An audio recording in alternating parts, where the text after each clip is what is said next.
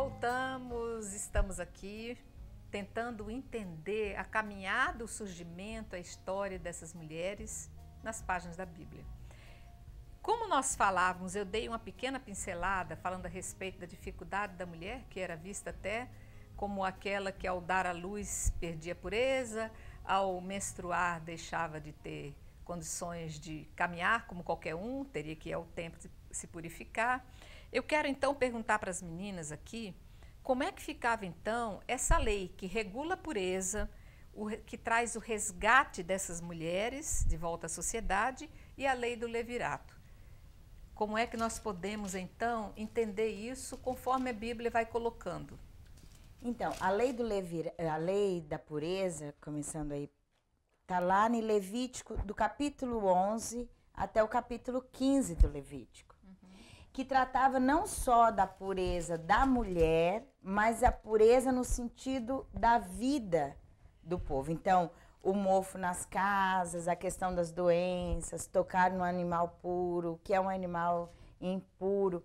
Quando se fala em lei da pureza, era todo esse conjunto de regras que eles tinham na questão religiosa. Especificamente a mulher está sempre, o organismo da mulher é regido pela questão da menstruação. E nesse ciclo menstrual, nós temos a questão do sangue. Então, por que viam que a mulher era impura? Quando ela menstrua, ela expele aquilo que poderia ter sido uma vida, um óvulo que não foi fecundado. Então, a vida se esvai dela. Então, ela não participa nesse momento do contexto de Deus, que é o gerador da vida. Por isso, ela precisava entrar num período de purificação. Interessante, Maíla, porque como ela é objeto de vida, ela produz vida, ela também espelha aquela vida que não foi fecundada. Exatamente. Na verdade, não era nem problema da mulher, era problema do fecundador. Não, e era problema também da cultura da época. Na época, vamos dizer assim, na nossa linguagem de hoje, a ciência não tinha descoberto por que a mulher perde sangue. Esse conceito a gente sabe depois, né? Mas na época, a gente que começa a contar que vem as leis, não se entendia, porque vai oferecer um animal numa ilha, né? No templo, no templo tem o local, como se fosse o chifre assim do lado do altar, que furou o animal, todo o sangue cai ali. Certo. Aí oferece o animal sem o sangue, porque o sangue é vida. Acontece que a mulher, todo mês, ela perde sangue 7 dias e ela não morre. Então, não consegue entender. Ninguém entendia nem a questão do templo, nem a questão do santuário e nem a cultura da época. Por que a mulher perde sangue e não morre? Então, a mulher é impura, porque ela perde a vida. Então, nesse sentido, ela precisava, então, ser purificada. Purificada. Essa lei da pureza também vai acontecer quando ela gera vida. Quando os filhos nascem. Se o filho é um varão, sexo masculino, ela vai ter que se purificar, ficar em resguardo, guardada aí, 40 dias, vai ter que apresentar um sacrifício e ela então volta ao convívio da casa, do marido, purificada. Se for uma menina que ela deu à luz, 80 dias, o dobro do tempo, né? Então, e isso vai continuar, porque esse sangue que eles realmente não entendiam qual é esse mistério, todo ser vivo que perde sangue morre. Como que ela perde e não morre?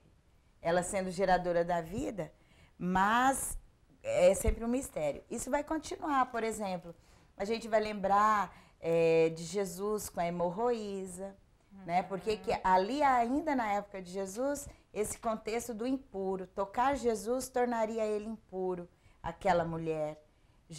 Ela toca em Jesus, Jesus não fica impuro e ela é curada. Ela fica pura. Né? Ela fica pura. Mas a gente podia, do que a gente está falando, lá no Levítico 12, fala da questão do parto e no Levítico 15, no versículo 19, a questão do tipo de sangue. Podia ler. Pode, ler, só me fala 12 aí. de 1 até os 5. 12, Levítico 1. 12, do versículo 1 ao 5. Muito bem. A questão do parto, que a 12, Maíra do 1 acabou ao de 5 falar. vai falar exatamente da purificação da mulher depois do parto. Isso. E Yahvé falou a Moisés e disse: Fala aos israelitas e dize-lhe: Se uma mulher conceber e der à luz um menino, ficará impura durante 7 dias, como por ocasião da impureza das suas regras. No 8º dia, circuncidar-se-á o prepúcio do menino, e durante 33 dias ela ficará ainda purificando-se do seu sangue. Não tocará coisa alguma consagrada e não irá ao santuário até que se cumpra o tempo de sua purificação. Se der à luz uma menina, ficará impura durante 2 semanas, como durante suas regras, e ficará mais 66 dias purificando-se do seu sangue. Agora você podia ler o Levítico 15, Sim. versículo 19. Até o 22 tá bom, né, mãe? Da mulher, né? É. Até, só o 19? 19 até o 22. Fala da menstruação. Quando a mulher tiver um fluxo de sangue e que seja fluxo de sangue do seu corpo, permanecerá durante 7 dias na impureza das suas regras. Quem a tocar ficará impuro até a tarde. Toda cama sobre a qual se deitar com seu fluxo ficará impura. Todo móvel sobre o qual se assentar ficará também impuro. E por aí vai. Imagina isso dentro de um contexto de uma mulher que, se ela tivesse uma condição social em que ela tivesse servas, escravas que fizessem para ela o trabalho, ela não precisava tocar em nada. Mas imagina uma mulher que tivesse que cuidar dos filhos, cozinhar, Uma ajeitar. viúva, coitada, ainda fértil. E os maridos morriam muito cedo nas guerras, né? Imagina como era vista essa mulher em que tudo que ela tocasse se tornava impuro. Olha, hoje as indústrias de cama, os comércios de cama, de bocas e tudo iam adorar essa regra, gente, na sociedade, porque a cada mês era uma cama queimada, né? Então, o que a Maíra fala é verdade. Então, na realidade, quem mais sofre são as mulheres dos clãs. Sim. Porque somente as mulheres de ricos, de reis, é que vão ter quem faz tudo por elas. Porque você está menstruada, aí você pede um copo d'água, eu te dou, eu fico impura também. Né? Você Era uma segregação Você mesmo. levanta da cadeira, eu sento, eu fico impura. Você faz a comida, eu como, eu fico impura. Ou Né? seja, a mulher realmente era uma fonte de contaminação, né? Então era vista assim. E eu penso, essas mulheres, a gente vai ver depois Maria Madalena como grande relato da história, né? Mas as mulheres que não concordavam, que tinham uma percepção futurística, uma mulher que tinha uma visão mais ousada, uma mulher que não aceitava esse tipo de coisa, elas tinham um afastamento por parte dos homens muito maior. Quantas mulheres não foram lapidadas, quer dizer, passaram pela morte por apedrejamento, porque eram acusadas de prostituição e muitas vezes elas tinham apenas um pensamento mais para frente, era mais evoluída no seu modo de pensar e não aceitava esse tipo de imposições, né? Sim. Uma coisa muito importante lembrar também que morava todo mundo na casa, mesmo se casasse, mas os homens, porque as mulheres iam para a casa de quem tivesse pago por ela, porque era um dote. Então, na realidade, a mulher, assim, a menina, ela fica sendo propriedade do pai e dos irmãos. A menina menstruou, ela já é dada em casamento a alguém que paga um dote por ela. Não entendeu? Aí vai morar na casa do futuro marido. E até mesmo nessa questão do dote, por que quando ela se casava, pagava-se um dote, né? Pedia-se a mão, porque tirava do clã do pai a força de trabalho que ela fazia ali. Então o pai precisava ser indenizado. Ele tinha uma indenização porque perdeu a força de trabalho daquela filha. Ela passava agora ao clã do marido. Por isso, pedir a mão em casamento. A mão é símbolo de quê? Trabalho. Do trabalho. Aí outra. Interessante, né? E Eu já acho que eu achava que pedia a mão para não ter que gastar dinheiro com anel. Não. Com a aliança, que já era um prejuízo Era muito grande. Mão vem de manos, munos, trabalho. Manuseio, trabalho. trabalho. Então, eu indenizo aquele que está perdendo a força de Por quê? trabalho. Porque a mulher é uma prenda de valor do trabalho. Por isso eu tenho que pagar por ela. Em compensação, era tão mal vista, né? Pois é. Mas assim, outra coisa importante. Os homens, os filhos homens têm direito à herança. As mulheres não. Porque a mulher já é uma propriedade do pai ou dos irmãos. Foi dado em casamento, passa a ser propriedade do marido. Por Entendeu? isso, lá no Êxodo 20, quando se fala do contexto dos mandamentos, no 10º mandamento, a mulher não cobice a mulher do próximo. Esse mandamento está junto com outras propriedades. Não cobice a mulher, não cobice a casa, Nem não boi, cobice nem o boi, o nem o jumento. escravo. Exatamente. Então, ela está dentro do contexto da posse, Da posse. da propriedade. Deixa eu ler então, Maíla, aqui no capítulo 20 do Êxodo, no Isso. versículo 17. Olha lá. Não cobiçarás a casa do teu próximo, não cobiçarás a mulher do teu próximo, nem o seu escravo, nem a sua escrava, nem o seu boi, nem o seu jumento. Ou seja, ela estava relacionada como um patrimônio da casa. Sim. A propriedade. A propriedade. Inclusive, se a gente for olhar, a gente está falando de casamento. A palavra marido, no contexto hebraico, é Baal. É o Deus. E É o Deus Baal. Mas o que significa Baal? Dono, Dono. patrão, proprietário. Então, quando ela se casava, meu marido é o meu Baal, é o meu dono, é o meu patrão. Então, eu tenho um contexto de quê? De propriedade, de posse dele. E eu quero até avançar um pouquinho mais, indo um pouco mais além, embora esse assunto já esteja quase chegando ao final. Não só esse aspecto da mulher ser propriedade, ser dada como objeto de troca, e a sua perda significa um prejuízo, mas ela não representa nada como patrimônio da casa. Nós vamos ver que nesse contexto, até hoje, muitas civilizações têm a mulher como aquela que não pode ter o direito do prazer do seu corpo. Muitas mulheres sofrem os cortes genitais para que ela não possa exatamente ter prazer nas relações sexuais. Quer dizer, é roubado da mulher até o direito de que ela possa ter no seu próprio corpo uma identidade, algo seu, algo de que, ao gerar a vida, isso possa trazer uma gratificação em troca.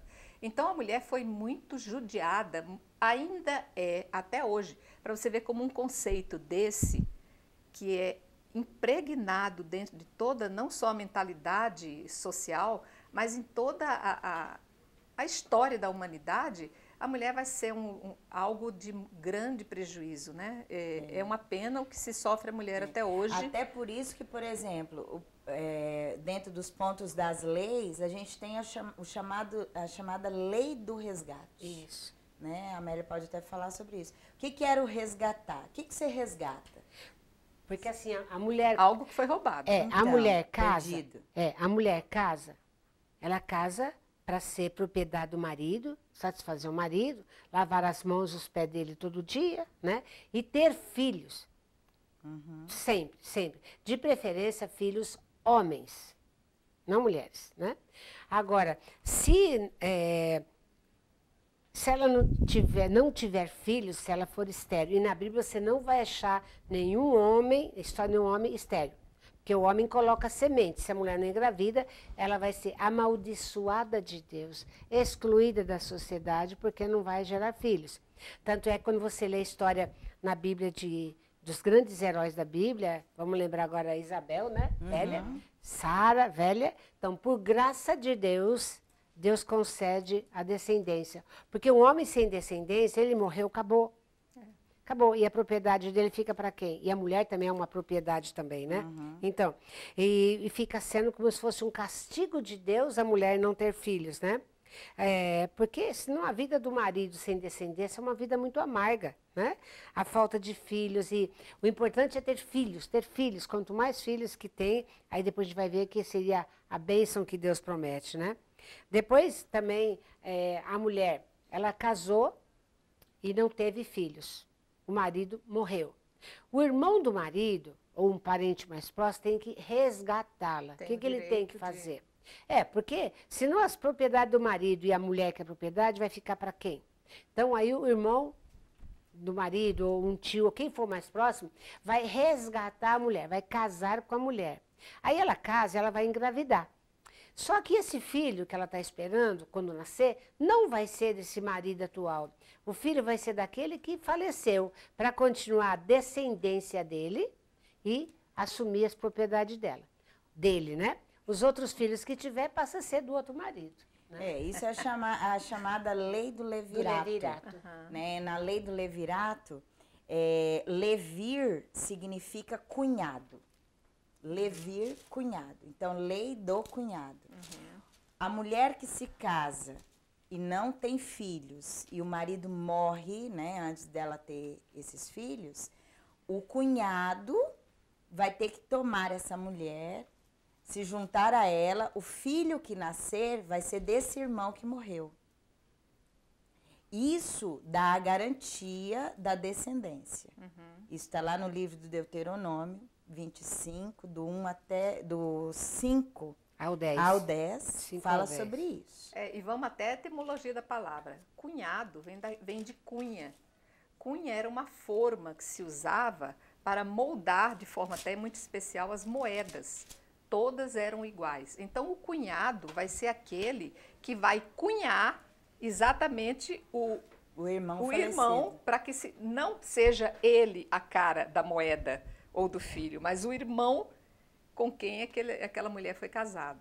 Para a gente ver, até a palavra cunhado hoje não significa nada. Quer dizer, olha, você é uma cunha do meu irmão. Olha, para a gente confirmar, você pega Levítico, ou Deuteronômio 25, do 5 ao 10, fala assim: quando dois irmãos moram juntos e um deles morre, sem deixar filhos, a mulher do morto não sairá para casar-se com um estranho à família. Seu cunhado virá até ela e a tomará, cumprindo seu dever de cunhado. O primogênito que ela der à luz tomará o nome do irmão morto, para que o nome deste não se apague em Israel. Contudo, seu cunhado recusar, também tem esse problema. Se ele recusar a cunhada, a mulher irá até os anciões na porta da cidade e vai dizer assim: meu cunhado está querendo recusar um nome para o seu irmão em Israel. Aí não quer cumprir o seu dever de cunhado para comigo. Os anciões da cidade o convocarão e conversarão com ele. Se ele persistir dizendo não quero desposá-la, a cunhada se aproximará da presença dos anciões, vai tirar a sandália do pé e vai cuspir no rosto e vai dizer assim: é isso que se deve fazer a um homem que não edifica a casa do seu irmão. Em Israel o chamarão como o apelido de casa do descalçado. Vai aparecer muito essa história lá quando estudarmos Tamar.